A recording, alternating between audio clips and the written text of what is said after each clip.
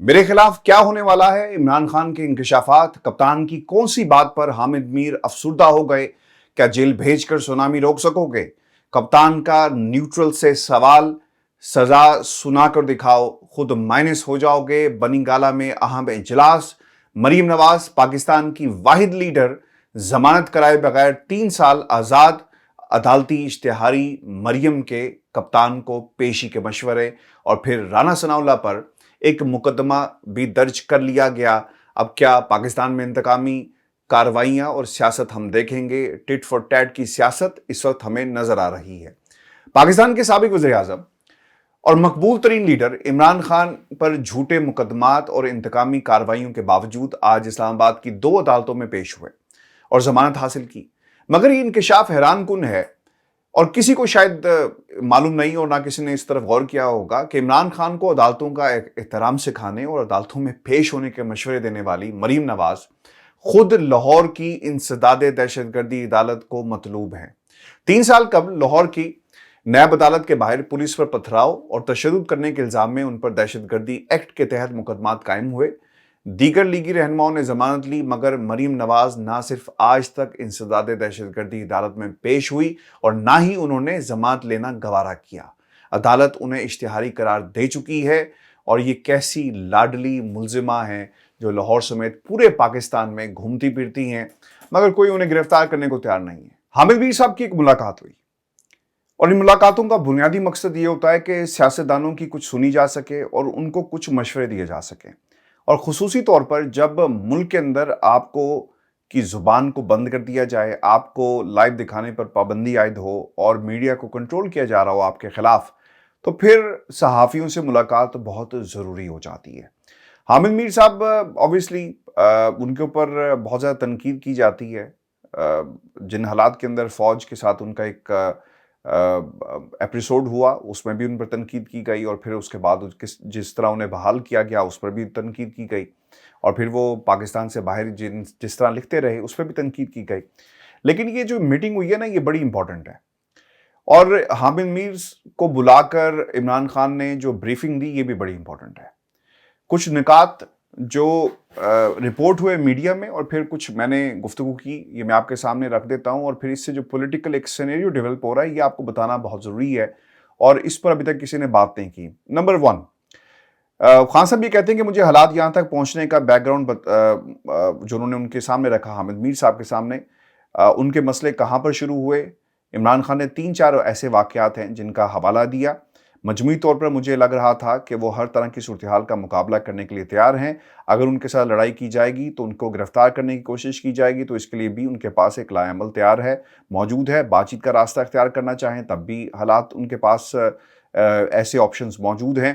बज़ाहिर उन्होंने तासुर दिया कि मुझे यही दिया कि वो लड़ाई के लिए भी तैयार हैं। देखें, खान साहब ने अपने जलसों के अंदर मुतादिद दफ़ा ये बात कह दी। एक सिर्फ ऑप्शन वो ये पाकिस्तान की 13-14 जमातों के सामने रखते हैं कि यार सब कुछ ख़त्म करो और इलेक्शन की तरफ जाओ। यानी इससे अच्छा ऑप्शन इन तमाम जमातों के लिए नहीं हो सकता। आपकी सियासत ख़त्म हो रही है। नून लीग के अंदर जितने ज़्यादा इस वक्त तहफ़्फ़ुज़ात एक दूसरे जो नवाज शरीफ ग्रुप है और जो शहबाज शरीफ ग्रुप है जिस तरह एक दूसरे के सामने कर रहे हैं, इससे पहले कभी नहीं आए। बाज़ लोग ये कहें ना कि जनाब ये बात ही फजूल है कि नवाज शरीफ और शहबाज शरीफ कभी लड़ेंगे, तो हम ये बात परवेज़ इलाही और चौधरी शुजा साहब के बारे में भी ये कहते थे। इस घर में ज़्यादा वज़ादारी हमें नज़र आती है, लेकिन बाज़ लोग कहते हैं कि जनाब 9 से 10 दफ़ा वज़ीर-ए-आज़म बनने का ऑप्शन जो है वो शहबाज शरीफ साहब के पास मौजूद था, लेकिन इसके बावजूद एक वो फर्मा बरदार भाई की तरह खड़े रहे, और उन्होंने वज़ारत उज़्मा को कभी भी इसलिए कबूल नहीं किया क्योंकि वो अपने भाई की इज़्ज़त और भाई का जो एहतराम है उसमें वो बहुत आगे थे, और इसी बुनियादी वजह पर वो कभी भी अपने भाई के सामने आकर खड़े नहीं हुए। लेकिन इख्तलाफात बहुत बढ़ गए हैं, और याद रखिएगा कि ख़ानदान में हमेशा इख्तलाफात बच्चों की वजह से पड़ते हैं। इस ख़ानदान में भी इसी तरह हुआ। मुनिस इलाही वर्सेस सालेक आपके सामने, यहाँ पे भी ये हालात हैं। मरीम नवाज़ कहती है मैंने नहीं मानना, तो ये एक दरार पड़ गई है। और इन हालात के अंदर सबसे बेहतरीन ऑप्शन क्या था?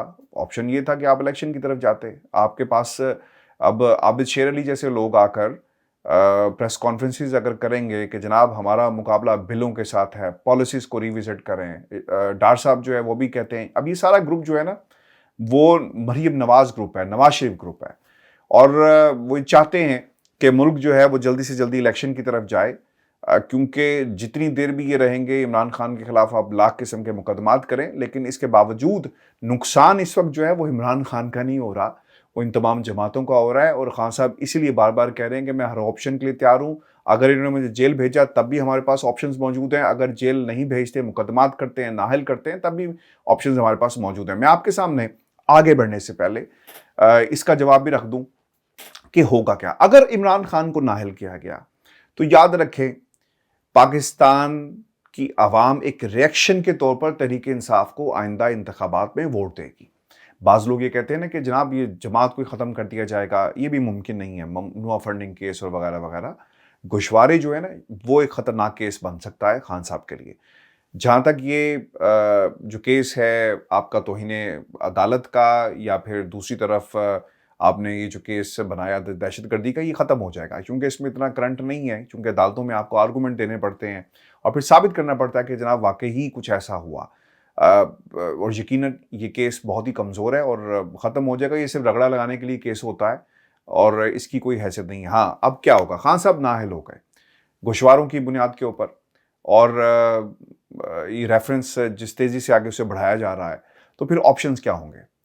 یہ عین ممکن ہے کہ خان صاحب پیچھے بیٹھ کر پاکستان تحریک انصاف کو لیڈ کریں، اور یاد رکھیے گا یہ اس سے زیادہ خطرناک ہوگا، کیونکہ پاکستان تحریک انصاف 2/3 سے بھی زیادہ بڑی اکثریت لے کر ایوان میں چلی جائے گی، اور پھر وہاں پہ قوانین پاس ہوں گے۔ پھر آپ خان کو کیسے روکیں گے؟ پھر قانون کوئی پاس کیا جا سکتا ہے نا کہ 5 سال کی نااہلی ختم کی جائے یا باقی معاملات جو ختم کیے جائیں، تو پھر آپ کیا کریں گے؟ تو یاد رکھیے گا یہ وہ تمام عناصر جو عمران خان کو مائنس کرنے کے بارے میں سوچ رہے ہیں، یہ اتنا آسان نہیں ہوگا۔ عمران خان نے جو کچھ اس پاکستان کی قوم کے لیے کر دیا ہے، اور جس طرح پاکستان کی قوم آج عمران خان کے ساتھ کھڑی ہے نا، آپ جتنی مرضی دفعہ نااہل کریں، سیاست سے باہر کر دیں، اس کے باوجود عمران خان ہمیشہ پاکستان کی سیاست میں رہیں گے۔ آپ نے نواز شریف کو بھی تو ختم کرنے کی کوشش کی، آپ نے بے نظیر کو بھی ختم کرنے کی کوشش کی، لیکن پاکستان کی سیاست سے آپ مائنس تو نہیں کر سکے نا۔ اب بعض لوگ کیا کر رہے ہیں، وہ عمران خان کی سیاست کو کمپیئر کرتے ہیں نواز شریف کی سیاست کے ساتھ۔ دیکھیں جی، وہ بھی مقبول لیڈر تھے۔ مسئلہ یہاں پر یہ ہے کہ نواز شریف کو پاناما کے کیسز میں نااہل کیا گیا۔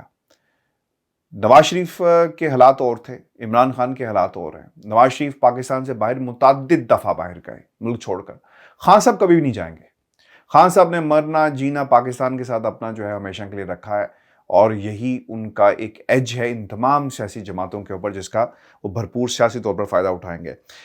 خان صاحب نے ایک ایشو پر میرے ساتھ کافی گفتگو کی، وہ تھا ٹیکنیکل ناک آؤٹ کرنے کا۔ کپتان نے بتایا کہ شہباز گل کے حوالے سے ان کے خلاف بڑا سخت ایکشن پلان بنایا گیا تھا، جس کی تفصیلات وہ نہیں بتا سکتے، اور صرف نیچا دکھانے کے لیے شہباز گل کو انہوں نے استعمال کیا، جس میں وہ کامیاب نہیں ہوئے۔ پھر وہ یہ بھی کہتے ہیں کہ عمران خان کی باتوں سے لگتا ہے کہ انہیں یقین ہے کہ انہیں ضرور نااہل کیا جائے گا، مگر وہ ذہنی طور پر تیار ہیں، اور عمران خان قائل ہیں کہ کہیں نہ کہیں اس کا فیصلہ کیا جا چکا ہے، انہیں ہر قیمت پر نااہل بھی کرنا ہے۔ پھر لامحالہ ان کو گرفتار کرنے کی بھی کوشش تھی جو کی جا رہی ہے۔ ایک سیاسی نقطہ نظر سے صورتحال کا جائزہ لے رہے ہیں۔ اب یہ خان صاحب نے اس سے پہلے بھی چیزوں کا جائزہ لیا، لیکن سیاسی لحاظ سے جس طرح کوٹ کیا گیا اس میٹنگ کے حوالے سے کہ جائزہ لیا جا رہا ہے، وہ یہی لیا جا رہا ہے نا کہ اگر عمران خان صاحب کو اندر کیا جاتا ہے تو پھر آپ نے عوام کو ایکٹیو کیسے کرنا ہے، اسلام آباد کے اوپر چڑھائی ہوگی، پھر آبویسلی الیکشن کی طرف، اور پھر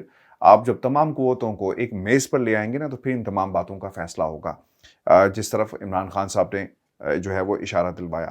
اب جو سب سے امپورٹنٹ بات یہ تھی کہ کیا کپتان یہ سمجھتے ہیں کہ ان کے خلاف پہلے ہی فیصلہ کر لیا گیا ہے، تو پھر معافی مانگنے کی کیا ضرورت ہے؟ پھر میں عوام میں جاؤں گا، چاروں صوبوں سے اسلام آباد کی طرف یلغار ہوگی، جس کی طرف میں نے آپ کی توجہ دلوائی، اور قانونی ماہرین انہیں درست دیکھیں۔ یہ جو قانونی ماہرین ہیں نا، یہ ہمیشہ مروا دیتے ہیں۔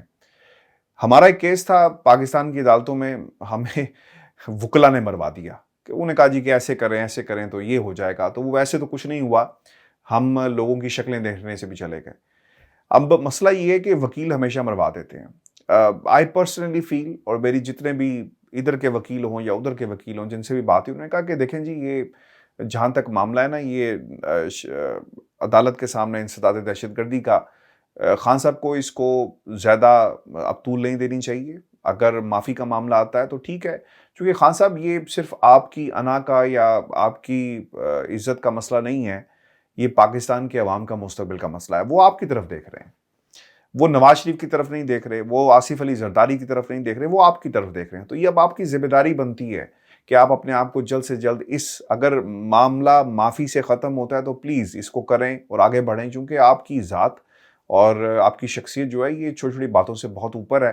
اور چونکہ آپ سے بہت بڑا کام جو ہے وہ قدرت نے لینا ہے، پاکستان کی تقدیر بدلنے کا، عوام کو ان کا حق پہنچانے کا. اور یہ جو موروثی کردار ہے نا، یہ جو بغیر ضمانتوں کے باہر پھر رہے ہیں، ان کو اندر ہونا چاہیے. یہ کام آپ سے لینا ہے. تو اس لیے ضروری ہوگا کہ آپ اپنی اس انسداد دہشت گردی کی عدالت میں اس معاملے کو زیادہ آگے نہ لے کے جائیے گا. وکیل جو مرضی کہتے ہیں، آپ نے ان کی بات کو نہیں سننا. اس معاملے کو جلد سے جلد ختم کرنا ہے اور پھر اپنی تمام تر توجہ جو ہے ایک رابطہ مہم کی طرف، اور پھر یہ گوشواروں والا جو کیس ہے اس کی طرف آپ کو اپنی تمام انرجیز جو ہیں وہ لگانی چاہیے.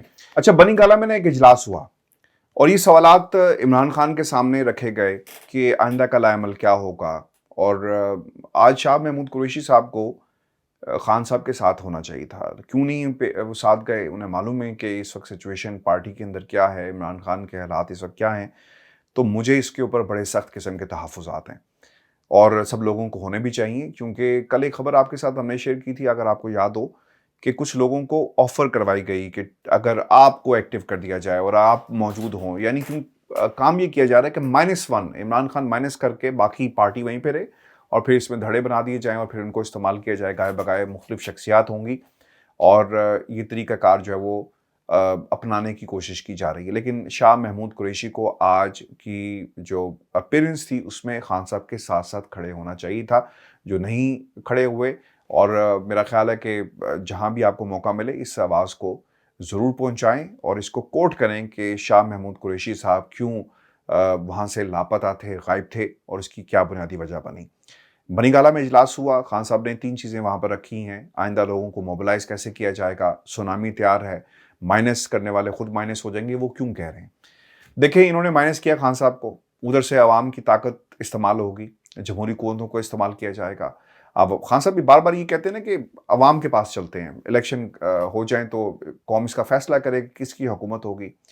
ان حالات میں خان صاحب یہ نہیں کہہ رہے کہ مجھے کسی جسٹس قیوم کی تلاش ہے، مجھے جنرل مشرف کی تلاش ہے، ڈیل کی تلاش ہے، میں رات کی تاریکی میں کسی قوت سے ملنا چاہتا ہوں. ایسا کچھ نہیں وہ کہہ رہے. وہ یہ کہہ رہے ہیں کہ ہم عوام کی عدالت میں جائیں گے اور اگر مائنس کیا تو عوام ہی کو ان کے خلاف استعمال کریں گے. پاکستان کی عوام سڑکوں پر آ گئی، سونامی آ گیا تو پھر کیا کریں گے؟ مہنگائی آپ سے کنٹرول نہیں ہوئی، سیلاب میں مسائل آپ سے کنٹرول نہیں ہوئے، انفراسٹرکچر کا پول اس سال پانی نے کراچی کے اندر بار بار کھولا. آپ کو ہوش کے ناخن لینے چاہیے، پھر آپ کو ہوش نہیں آتا. سندھ کے اندر جو کچھ ہوا آپ کے سامنے ہے، لوگ مر رہے ہیں، لاپتہ ہیں، بھوک سے، پینے کا صاف پانی لوگوں کے پاس نہیں ہے. اور ہماری حکومت جو ہے وہ عمران خان کے پیچھے پڑی ہوئی ہے کہ کسی طرح اس کو ہمیشہ کے لیے کچل دیا جائے. یہ پاکستان کی سیاست ہے. خان صاحب عوام کو ہی ان کے خلاف استعمال کریں گے کیونکہ یہ ملک عوام کا ہے.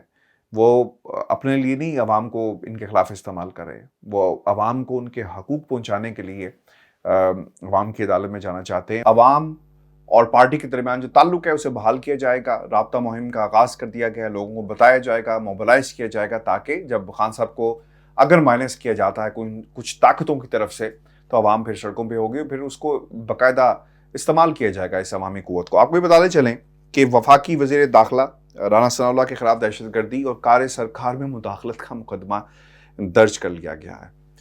اچھا، یہ تو پھر ہونا تھا. آپ مقدمے درج کریں گے، جو مقدمے بنتے نہیں ہیں تو آپ پر تو پھر مقدمہ بنتا تھا. اور اب اس پر کوئی مکمل جو ہے پاکستان مسلم لیگ نون کے اندر خاموشی ہے اور کوئی ریئیکشن جو ہے وہ سامنے نہیں آیا. رانا ثناء اللہ صاحب کے خلاف انڈسٹریل ایریا گجرات میں مقدمہ یہ درج کیا گیا ہے، چودھریوں کے شہر جہاں پہ مقدمہ درج کیا گیا. اور مقدمہ شہری شہکاز اسلم کی مدعیت میں یہ درج کیا گیا ہے. دہشت گردی ایکٹ، کار سرکار میں مداخلت اور جان سے مارنے کی دھمکیاں دینے کی دفعات اس میں شامل کی گئی ہیں. ایف آئی آر کے مطابق رانا ثناء اللہ نے ایک ٹی وی پروگرام میں اپنے بیان میں عدالت اور ججز کے گھیراؤ اور چیف سیکرٹری پنجاب سمیت کمشنر لاہور کو بھی دھمکیاں دی تھی. رانا ثناءاللہ نے سرکاری ملازمین کے بچوں کو جان سے مارنے کی دھمکیاں بھی دی, اور یہ اس کا متن ہے. آپ رانا ثناءاللہ ہمارے پرائم منسٹر عمران خان کے خلاف جھوٹے مقدمے بناتے ہو. آپ کے خلاف پاکستانی عوام نے سچا مقدمہ بنایا, گرفتاری عنقریب ہوگی. یہ مونس صلاحی کی طرف سے ایک ٹویٹ بھی کیا گیا, اور پھر یہ بیانات 16 اپریل 2021 29 جنوری 2022 کو نشر ہوئے, جس کے نتیجے میں اس تمام اقدامات جو ہیں وہ اٹھائے جا رہے ہیں. ویورز, یہ اس وقت پاکستان کی سیاست ہے اور یہ حالات ہیں. مقدمے کے اوپر مقدمہ ہوا جا رہا ہے. کسی کو یہ فکر نہیں ہے کہ سندھ میں لوگ مر رہے ہیں, اور کسی کو یہ فکر نہیں ہے کہ پاکستان اس وقت کہاں پہ کھڑا ہے. ایک کام اور انٹرسٹنگ ہوا ہے. عمران خان کی مقبولیت عالمی سطح پہ جو ہے وہ مزید بڑھ گئی ہے. بڑے بڑے ٹیلی ویژن چینلز اب پاکستان کا رخ کر رہے ہیں. انٹرویوز خان صاحب کے ہو رہے ہیں, اور ایک انٹرویو RT کا بھی ہوا. وہ اس پہ خان صاحب نے جو 45 منٹس کا جو انٹرویو تھا اس میں کیا کہا, اس کی تفصیلات میں آپ کے سامنے اگلے پروگرام میں رکھوں گا. لیکن یہ ایک سوال جاتے جاتے, آپ نے کبھی سوچا کہ یہ انٹرویو مریم نواز کا کیوں نہیں ہوتا؟ بھائی وہ 3 بار کی وزیر اعظم کی بیٹی ہیں, کوئی انہیں انٹرنیشنل میڈیا میں کیوں منہ نہیں لگاتا؟ اور یہ جو ہمارے رانا ثناءاللہ صاحب ہیں, ان کا انٹرویو کیوں انٹرنیشنل میڈیا نہیں کرتا؟ ہمارے فارن منسٹر کا انٹرویو کوئی انٹرنیشنل میڈیا کیوں نہیں کرتا؟ اب تو خیر انگریزی بھی انہیں بڑی اچھی بولنی آتی ہے, اور بڑے تعلقات ہیں ان کے پوری دنیا میں, امریکہ بہادر کے ساتھ بھی کیوں نہیں کرتا؟ نواز شریف صاحب تو برطانیہ میں بیٹھے ہوئے ہیں, ان کا انٹرویو کیوں کوئی انٹرنیشنل میڈیا نہیں کرتا؟ کیوں نہیں کرتا؟ اور آصف علی زرداری کا کبھی کسی نے کیوں انٹرویو نہیں کیا؟ عمران خان کا انٹرویوز ہو رہے ہیں انٹرنیشنل میڈیا پہ کیونکہ ایک تشویش پائی جاتی ہے. اور میں آپ سے نہ ایگزیجریٹ نہیں کر رہا, میں اپنی اسٹریٹ جہاں پہ میں رہتا ہوں, تو میں باہر جا رہا تھا, تو مجھے کسی ہمارے ایک نیبر میں ایک گورا رہتا ہے, اس نے مجھے روکا اور کہا کہ what happened to your ex prime minister Imran Khan? میں نے کہا what do you know about Imran Khan, what happened؟ تو وہ اس نے مجھے ساری وہ باتیں بتائی جو پاکستان کا میڈیا نہیں بتا رہا. تو میں کہا تمہیں کیسے پتا چلی, how you come across all this information؟ تو وہ مجھے بتاتا ہے کہ انٹرویو پورے کا پورا RT کے اوپر جو ہے وہ ابھی نشر ہوا ہے, پبلش ہوا ہے, آن لائن پڑھا ہوا ہے. جا کے دیکھو کہ عمران خان کیا اس پہ کیا الزامات لگائے گئے ہیں, اور دنیا اس وقت پریشان ہے کہ وہ لیڈر جس نے مسلمانوں کو کا جو اصل پیغام تھا پہلی دفعہ دنیا میں کہیں لے کر گیا, جو پہچان بنا, امریکہ کے آگے ڈٹ گیا. یہ میں نہیں کہہ رہا, یہ گورا کہہ رہا ہے کہ امریکہ کو کوئی جواب دے سکتا ہے نا, تو وہ عمران خان ہی دے سکتا ہے. تو اس کو پکڑ کر تم لوگوں نے اینٹی ٹیررسٹ کا کیس اس پہ کر دیا. کیا اس نے دہشت گردی کی ہے؟ کیونکہ یاد رکھیے گا, باہر کی دنیا میں جب آپ کہتے ہیں نا کہ ایک دہشت گردی کا کیس کسی کے اوپر بنا, تو وہ دہشت گردی کا کیس واقعی ہو تو بنتا ہے. ایسے نہیں بنتا کہ آپ دفعہ رانا ثناءاللہ ایک دن خیال آئے اور یہاں سے لندن سے ایک صاحب بیٹھ کر کہیں کہ جناب کیس کر دو تو وہ کر دیں گے. تو یہ ایسا نہیں ہوتا, یہ ایک سیریس میٹر تھا. اس لیے وہ دنیا جو ہے نا پریشان ہوئی ہے کہ عمران خان جو کرکٹنگ ایک لیجنڈ ہے, اور پھر پرائم منسٹر بھی رہا, اور دنیا میں اس کا ایک نام ہے, اس نے کون سی ایسی دہشت گردی جو ہے وہ کر دی؟ اس نے, اس واقعے نے پاکستان کے نظام کو بدنام کر دیا ہے. پاکستان کی جو عدلیہ ہے کہاں پہ سٹینڈ کرتی ہے, آئی وونٹ بی سرپرائز کہ اگر ہمارا آخری نمبر بھی ہو اور ہمیں کہا جائے کہ جناب آپ کا تو عدالتی نظام کسی قابل بھی نہیں, یعنی درجہ بندی سے ہمیں باہر کر دیا جائے, آئی وونٹ بی سرپرائز. آپ نے کمنٹس بھیجیے گا, چینل کو ضرور سبسکرائب کریں. اگلے ویڈیو میں انشاءاللہ آپ سے ملاقات ہوگی, اور میں خان صاحب کی وہ تقریر جو انہوں نے ایک غیر ملکی انٹرویو کو, غیر ملکی ٹیلی ویژن چینل کو جو انٹرویو دیا, اس پر تفصیل سے ہم بات کریں گے. اجازت دیجیے, اللہ نگہبان.